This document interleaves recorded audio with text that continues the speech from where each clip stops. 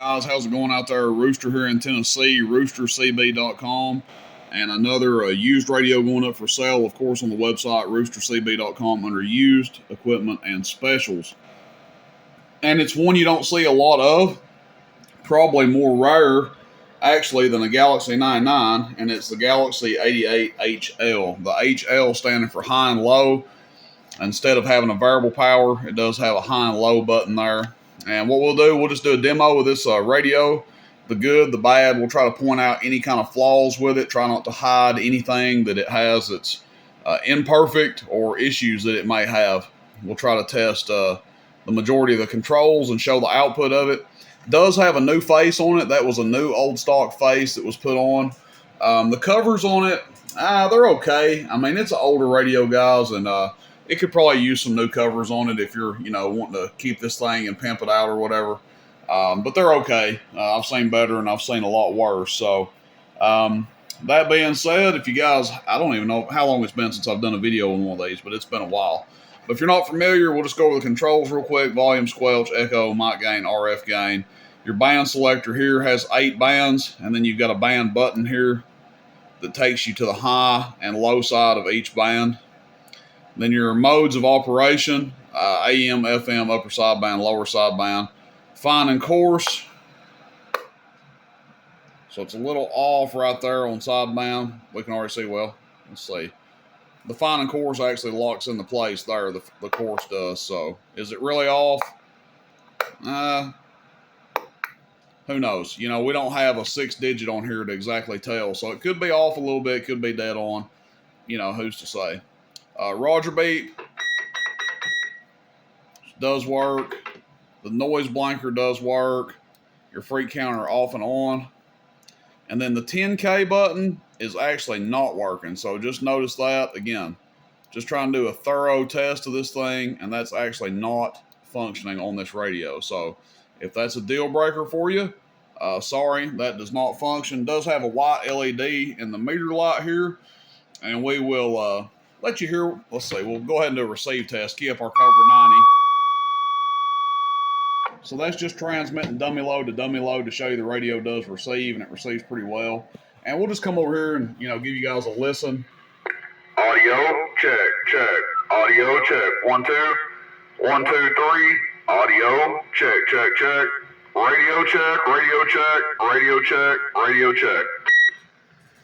I mean, to me, the 88s are some of the better sounding Galaxy radios that were ever made, specifically on AM. So that's a quick little test of that. Hopefully the sound coming through the Cobra 90 does it justice. But let's come over here to the bird meter and see how much power we're doing. Let's actually back our voltage down a little bit. We're at 14.9 now, so let's go 14.5 for our output test. So 14.5 volts. 50 watt slug, so we're looking at the middle scale here, and this is average power. 2.5, 3 watt dead key on low. Audio. 15 average. PEP. Audio. 1, 2, 1, 2, 3. Audio. 1, 2. Audio. 45 PEP. 15 average, 45 PEP on low. And then we'll push the button in and go to high. Pretty hefty dead key there. Audio. 1. Audio. 10 swinging 25 average. Audio. 1, 2, 1, 2, 3. Audio check. Audio. 45 PEP. That's on AM. Let's go to upper sideband. 1, 2, 3. Audio. 1, 2, 3. Audio. 1, 2, 3. Audio. 45. Lower sideband. Maybe a little bit more there. Let's see how much current it's drawing.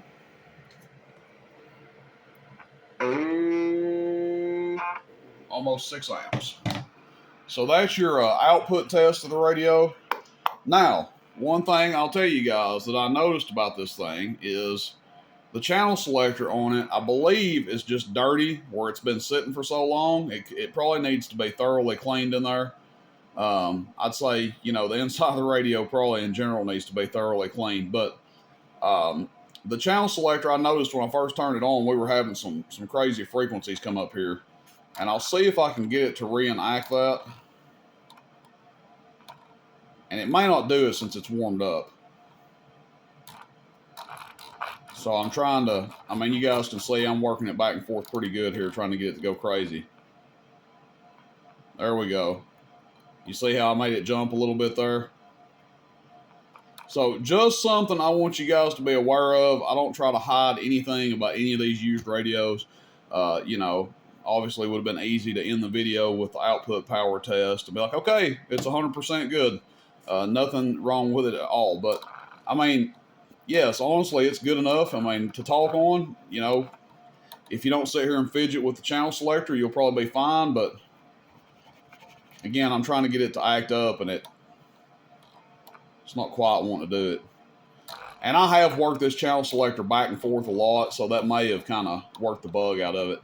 You'll have that with some of these radios sometimes when they sit, the channel selector will act crazy when you first start talking on it again, first start using it.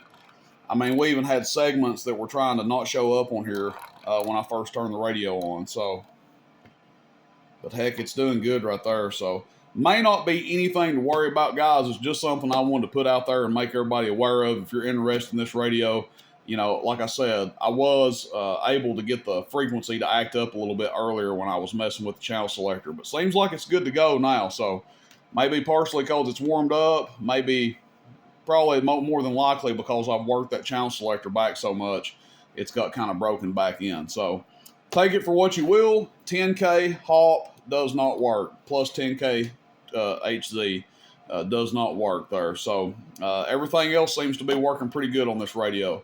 Not a bad Galaxy 88. All right, guys. Appreciate it. Rooster in Tennessee, roostercb.com. See you, bye.